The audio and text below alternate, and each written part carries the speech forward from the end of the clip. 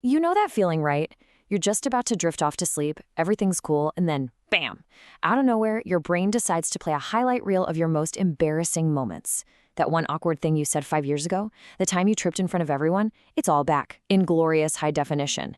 So today, we're gonna figure out why. Why do our brains cling to these cringe memories so tightly? And if this happens to you, I want you to know it's so common. It seems to happen a lot at night, when all the daily distractions fade away and our brains just go, hey, perfect time to relive that time you called your teacher mom. It is a completely universal human experience. Okay, so here's the good news. You're not alone, and you're definitely not broken for doing this. There's a totally solid scientific reason this happens. It's all rooted in neuroscience and psychology. Your brain isn't just trying to be a jerk, I promise. It's actually running a really old and, frankly, super powerful survival program. All right, section 1, your brain on rejection. So let's get right into it. Why do these memories physically hurt? I mean, that shudder, that actual cringe you feel, it is not just in your imagination. The answer has everything to do with how our brains are wired to deal with rejection. Okay, so think way back. For our ancient ancestors, being kicked out of the tribe wasn't just embarrassing, it was a literal death sentence.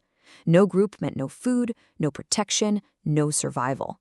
So our brains evolved this incredible system to treat social pain, things like being ostracized or even just embarrassed, with the exact same level of alarm as a physical injury. It's a genuine threat alert.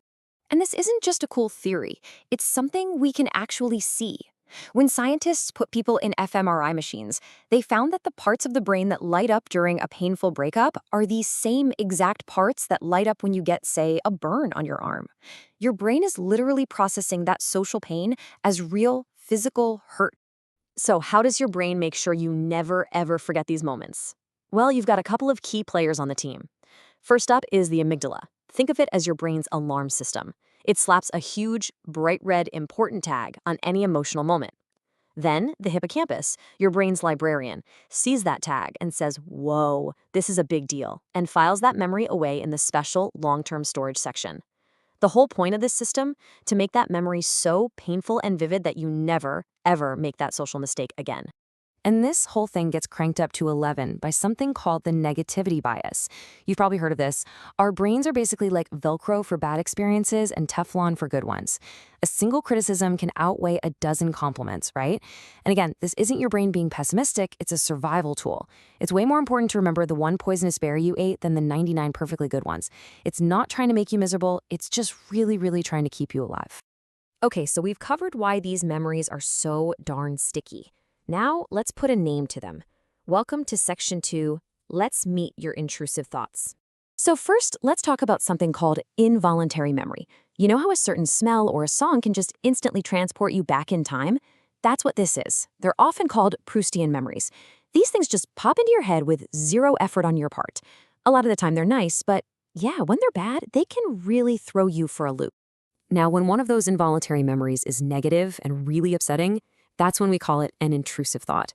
And here is a super important point. Just because you have an intrusive thought does not mean you believe it or that you want to do it. It's just a thought. In fact, the more you try to shove it away, the stronger it gets. It's that classic don't think of a white bear problem. Now what are you thinking about? Yep, a white bear. So then, our minds take these intrusive thoughts and run them through a bunch of funhouse mirrors called cognitive distortions. Like the spotlight effect. That's when you're 100% convinced everyone noticed you stumble, but in reality, nobody was even looking. Or catastrophizing, where you take that one awkward comment you made and blow it up into a career-ending disaster in your mind. These distortions just pour gasoline on the fire. Okay, so that's the what and the why.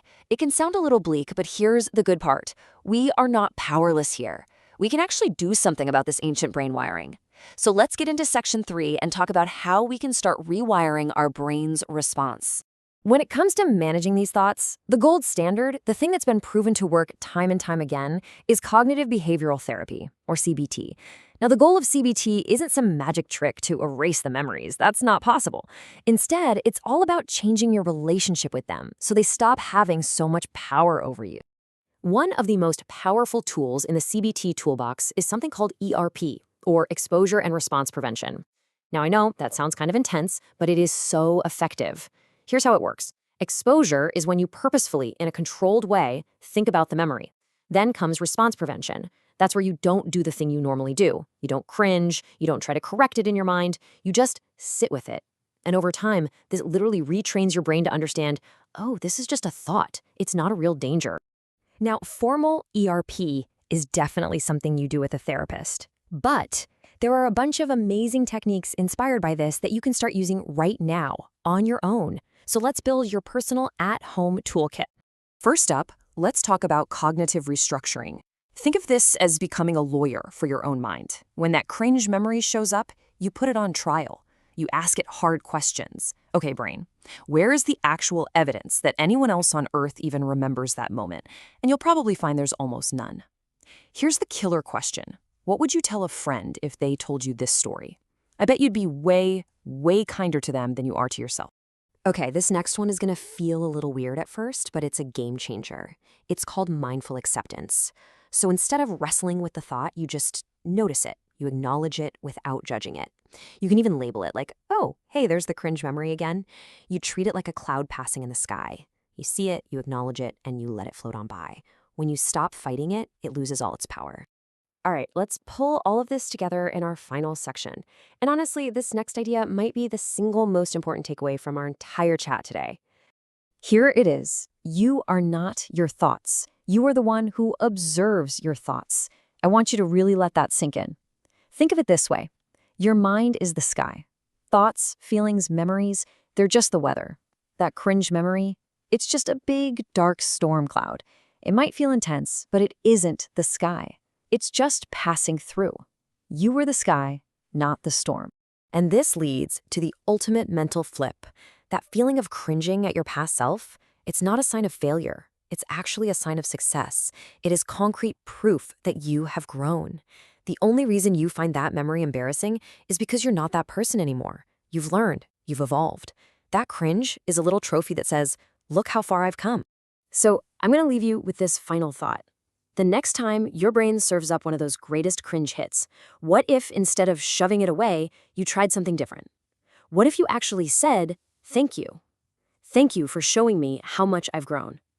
What if your most cringeworthy moments aren't burdens to carry, but are actually proof that you're moving forward?